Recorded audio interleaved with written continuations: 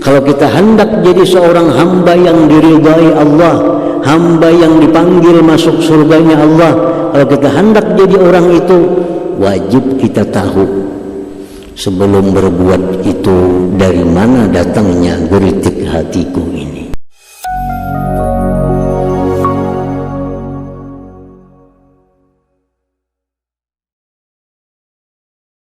Dan Al-Khabir itu mengetahui segala macam kemungkinan-kemungkinan tanpa ada perlu kepada percobaan. Nah, kalau kita bikin suatu obat atau resep nyaman ada, dicoba, cobain dulu. Kita bikin obat ampuh ada, cobain dulu.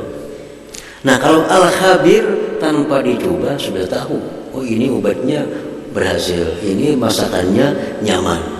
Al-Khabir sudah mengetahui tanpa percobaan.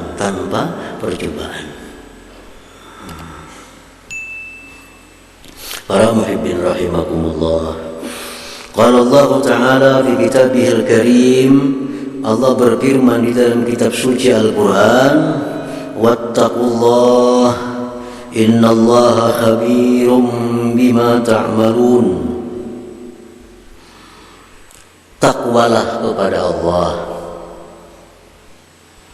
sesungguhnya Allah khabirun. Nah, khabirun mengetahui dengan apa yang kalian kerjakan. Kenapa dipakai kalimat khabirun, tidak dipakai alimun? Karena sebelumnya ada kalimat takwa. Ittaqullah, takwalah kepada Allah, sesungguhnya Allah khabirun. Nah, kada alimun.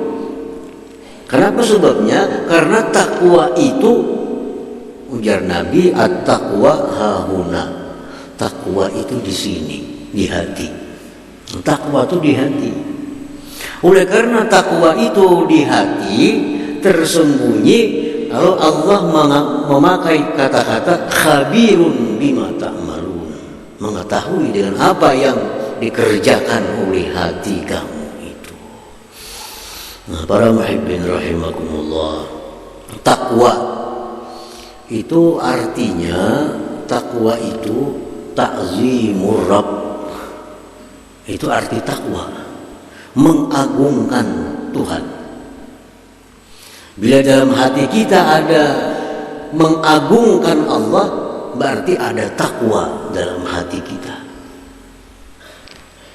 At-taqwa ta'zimur Rabb. Takwa itu artinya mengagungkan Allah dalam hati. Nah, dibuktikan dengan menjunjung perintah, menjauhi larangannya. Itu hanya bukti sebagai ta'zim, mengagungkan. Karena hati kita takwa, hati kita mengagungkan Allah, lalu kita menjunjung perintahnya, menjauhi larangannya. Menjunjung perintahnya, sembahyang, bersedekah, bayar zakat, haji dan sebagainya. Itu akibat dari kita menjunjung tadi, dari mengagungkan Allah Subhanahu wa ta'ala. Para muhibbin rahimakumullah. Nah, sekarang kita sembahyang, diketahui oleh Allah dengan namanya Al-Alim. Nah, kita sembahyang diketahui oleh Allah dengan namanya Al-Alim. Tapi apakah sembahyang kita itu ikhlas atau riya? Itu nama Allah Al-Khabir. Apakah sembahyang kita ini khusyuk atau kada? Diketahui nama Allah Al-Khabir. Perkara gerak-gerik kita sembahyang, ruku, sujud, diketahui oleh Allah dengan namanya Al-Alim. Nah, jadi sedikit perbedaannya antara nama Allah Al-Alim, mengetahui, Al-Khabir, mengetahui yang tersembunyi, yang ada di dalam hati kita ini. Nah, para muhibbin rahimakumullah, Al-mu'min bismillah al-khabir. Orang yang beriman, orang yang percaya bahwa al-khabir nama Allah. Kita sudah percaya, beriman. Di antara sekian nama-nama Allah itu ada nama Allah al-khabir, yang mengetahui batin kita. Nah, kalau kita sudah demikian meyakini, beriman, ayyakuna bi ghayatil ihtiyat bi af'alihi wa aqwalihi wa ahwalihi li'annahu maksyufun indallahil khabir. Maka orang yang beriman dengan nama Allah Al-Khabir, maka dia bersangatan hati-hati, bersangatan hati-hati, baik perkataannya, baik perbuatannya, baik keadaannya. Karena kita ini terbuka, nampak isi hati kita seluruhnya di sisi Allah yang namanya Al-Khabir itu.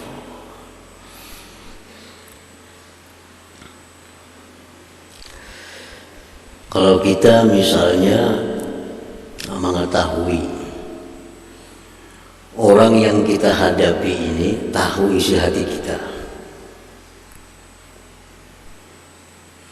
orang yang kita hadapi ini tahu isi hati kita, nah kayak apa rasanya kita menghadapan orang itu?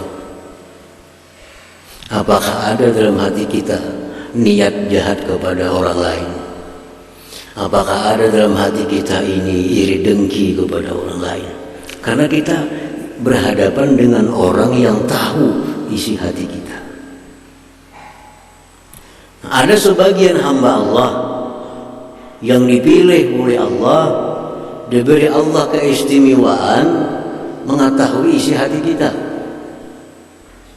Para wali itu ada sebagian yang diberi Allah karamat tahu isi hati kita.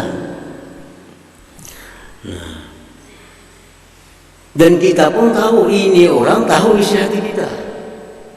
Maka begitu kita hendak ziarah, hendak bailang lawan si jin itu, kita beberasi dulu hati kita yang jangan macam-macam, karena sih menyambat kena. Itu menyambat.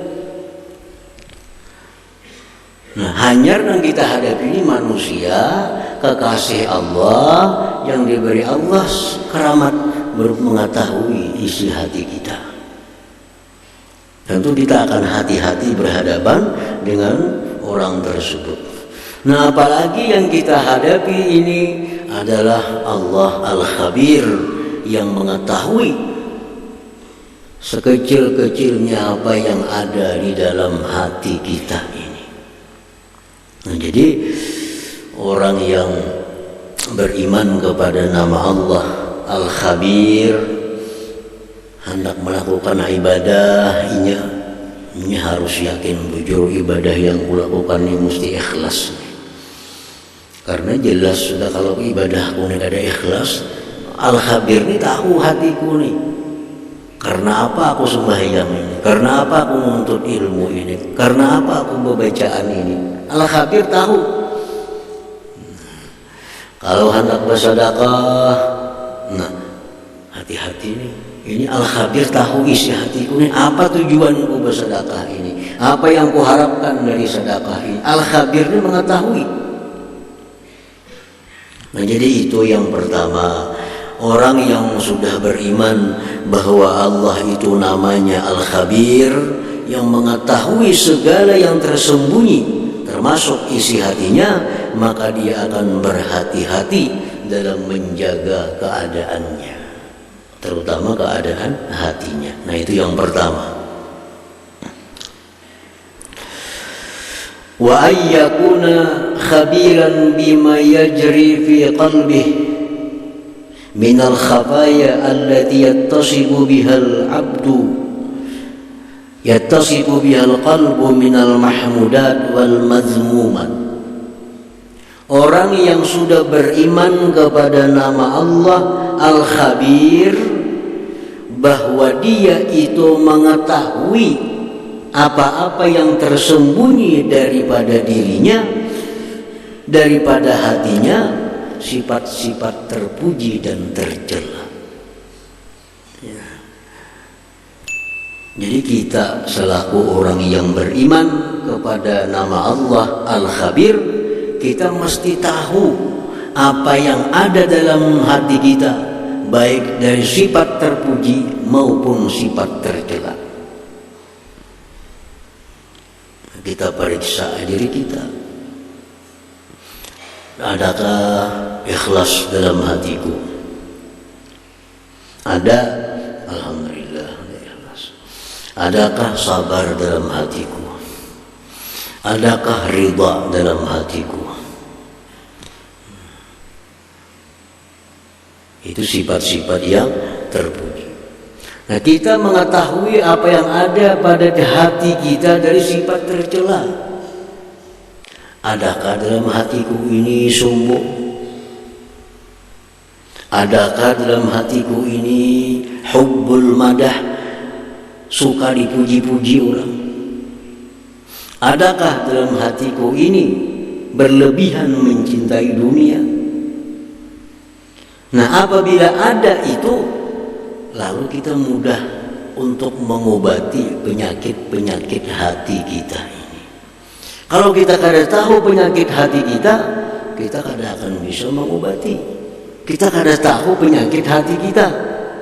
Ada orang bicara sombong, orang sombong, aku kada. Karena kada tahu diri seorang ada bisi sombong. Orang bicara masalah ria, kawanku ria, aku kada ria. Inya kada tahu bahwa dirinya ada bisi ria. Nah, orang yang paling berbahaya itu orang yang kada tahu penyakit yang ada pada dirinya. Kita ini kada tahu kalau kita punya penyakit, ada tumor di tubuh kita, paling bahaya. Tapi kalau kita tahu bahwa diri kita ada penyakit, lalu kita akan berusaha untuk mengobatinya. Nah, baik itu penyakit jasmani atau penyakit rohani kita.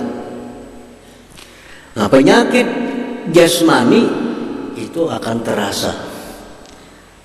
Walaupun pada awalnya kada terdeteksi, kada terasa, lama-kelamaan timbul ada sakit, dianggap inting, dibiarkan, akhirnya sudah kada bisa diobati lagi, mati. Itu penyakit zahir.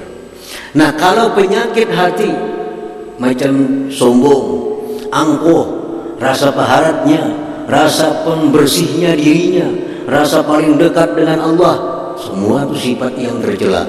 Itu ada dalam hatinya, tapi kada disadarinya. Nah, apabila muncul reaksi waktu kita menjelang sakaratul maut, di situ kita hanya tahu, oh ternyata diriku ini ada sombong, ternyata diriku ini selama ini ria, ternyata diriku selama ini angkuh, ternyata ada iri dengki, dan itu sudah berhadapan dengan malaikat maut. Tobat kita sudah ditolak oleh Allah Subhanahu wa ta'ala. Nah, orang yang beriman kepada nama Allah Al-Khabir, sejak dini dia mencari tahu tentang penyakit-penyakit apa yang ada di dalam hatinya itu. Cari tahu dalam hati kita, ada penyakit apa dalam hatiku? Apakah selama ini hatiku sangat mencintai dunia?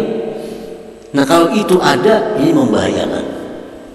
Ini yang membuat aku lalai kepada Allah. Ini yang membuat aku melanggar hukum Allah. Ini yang membuat aku menipu orang. Ini yang membuat aku segala macam yang kada baik, karena dalam hatiku ada berlebihan cinta kepada dunia. Itu asalnya. Kenapa orang bisa menipu? Dalam hatinya ada berlebihan cinta dunia. Kenapa ada orang kada jujur? Dalam hatinya berlebihan cinta kepada dunia. Nah, cinta kepada dunia itu penyakit hati. Kalau kita beriman kepada Al-Khabir, kita mesti deteksi penyakit hati kita. Oh, ternyata ini ada hubud dunia pun terlalu kelewatan. Hubud dunia itu kada dilarang. Kita mencintai dunia kada dilarang oleh Allah. Tapi jangan kelewatan. Jangan sampai membahayakan diri kita. Kita disuruh mencintai dunia. Dunia mana yang kita disuruh cinta? dunia yang menjadi alat sarana kita untuk taat kepada Allah Subhanahu wa ta'ala. Cintai. Ini kendaraan ini saranaku untuk menuntut ilmu.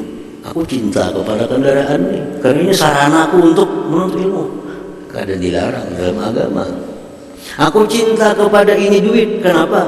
Duit inilah jalanku untuk beribadah kepada Allah melalui sedekah, wakaf dan sebagainya. Nah, cinta kepada dunia yang demikian bukan cinta dunia yang tercela. Nah, cinta dunia yang merupakan penyakit hati itu cinta dunia yang mengakibatkan kikir. Kesayangan lawan duit, kikir. Kesayangan lawan duit, akhirnya cari duit dengan jalan apapun. Halal, haram, menipu orang, membunguli orang. Yang penting dapat duit. Ini cinta dunia yang membahayakan dirinya. Ini penyakit hati yang mesti kita ketahui apakah itu ada dalam hati kita atau kadada. Bila kadada, nikmat Allah yang luar biasa. Kalau kita nih kada kepingin dengan tipu, keuntungannya banyak, tapi tipu nah kada kepingin. Ada ini keuntungannya banyak, keuntungannya berlipat ganda, tapi ini haram, kada kepingin. Kalau itu ada pada hati kita, itu nikmat besar dari Allah kepada kita. Yang bahaya itu kita kepingin lawan itu.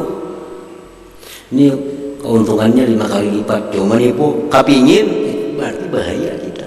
Ada penyakit hati. Ada penyakit hati.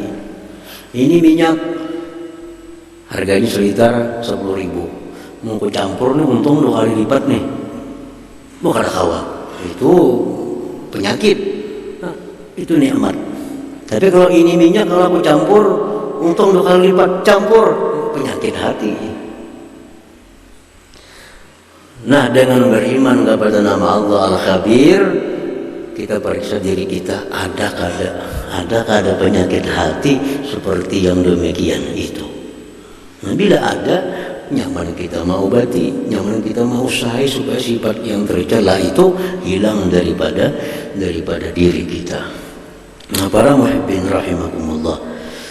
Nah, yang kedua bahwa dia mencari tahu tentang keadaan-keadaan yang tersembunyi dalam hatinya daripada sifat-sifat yang tercela tadi. Sebagai bukti kita beriman kepada nama Allah Al-Khabir.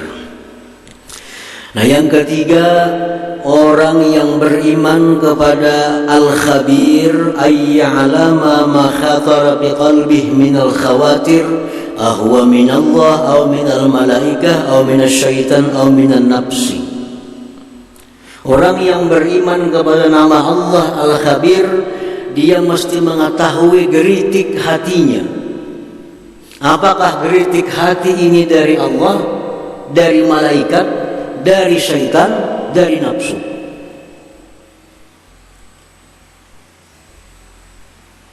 Hatinya ada timbul kadang-kadang, pasti timbul geritik hati. Bahasa agamanya khatar, geritik hati, timbul dalam hati. Apabila yang timbul dalam hati ini maksiat kepada Allah, yang timbul maksiat, hendak berzina, hendak menipu, itu geritik timbul. Kita mesti tahu dari mana nih. Syaitan kan nafsu kan. Kalau syaitan, kayak ini cara mengobatinya. Kalau dari nafsu, kayak ini cara menghilangkannya.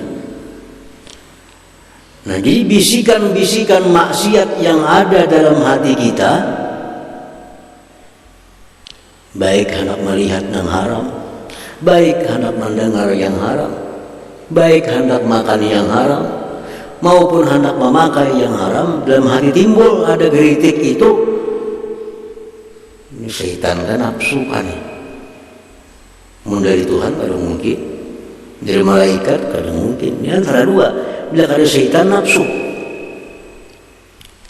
Nah, mengetahuinya itu kalau dalam hati kita ini ada timbul hasrat untuk berbuat maksiat, zikir la ilaha illallah, la ilaha illallah. Kalau dari syaitan hilang.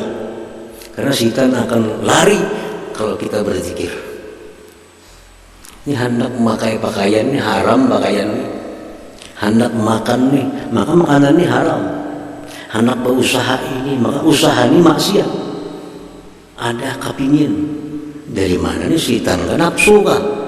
Ambil tasbih, zikir. La ilaha illallah, Allah, Allah, Allah, Allah, Allah. 100 kali dah, tetap masih hendak. Berarti ada dari setan. Kalau dari setan mendengar Allah, setan lari. Berarti dari nafsu. Dari nafsu. Dan kalau ini dari nafsu, kada ada jalan lain selain mukhalafatuha, menyalahinya, mujahadatuha, berjuang untuk melawannya. Jadi orang yang beriman kepada nama Allah Al-Khabir, dia tahu geritik hatinya ini. Nah kemudian kalau hasrat hatinya untuk berbuat taat, hendak umrah, hendak membangun sekolahan, hatinya hendak baca Quran, timbul di hati. Ini mesti dicek dulu nih. Apakah ini dari Allah? Apakah dari malaikat? Apakah dari syaitan? Apa dari nafsu? Karena syaitan ini mau juga nyuruh kita bersedekah. Nafsu mau juga nyuruh kita bersedekah. Nah kalau kita bersedekah itu karena bisikan nafsu, sedekah kita sia-sia, kan ada pahalanya. Kalau sedekah kita karena bisikan setan, sedekah jadi dosa kita. Tapi kalau sedekah ini bisikannya dari Allah, dari malaikat, akan jadi sedekah makbulah yang diterima di sisi Allah Subhanahu wa ta'ala. Nah, jadi kalau hasrat hati untuk maksiat itu hanya dua kemungkinan, dari setan, dari nafsu. Kalau hasrat kita untuk berbuat ibadah bisa 4 nih. Bisa dari Allah. Kalau datangnya dari Allah, hasrat itu makin lama makin kuat, makin lama makin kuat, makin kuat dari Allah. Nah, kalau hasrat itu untuk berbuat ibadah makin lama makin lemah dari malaikat. Tapi kalau kita hasrat ini beribadah tapi ada tujuan lain, itu bagus bersedekah. Kayaknya kan dipuji orang tuh sedekah. Nah itu ada dari Allah sudah, bukan dari malaikat. Karena ada motivasi,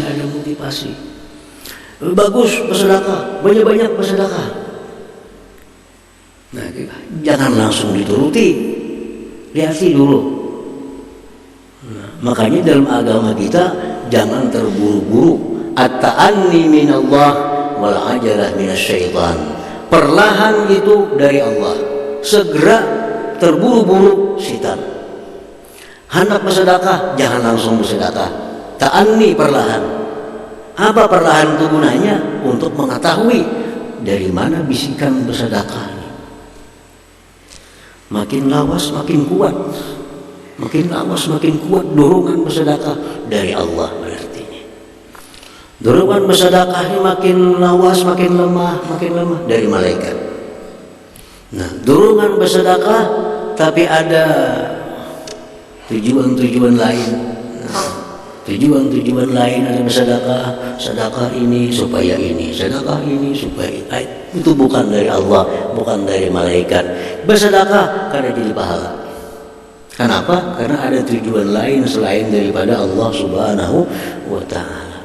Nah, kalau kita beriman kepada nama Allah Al-Khabir, Al-Khabir nih yang maha mengetahui geritik-geritik hati kita mesti periksa apa yang timbul dari hati kita.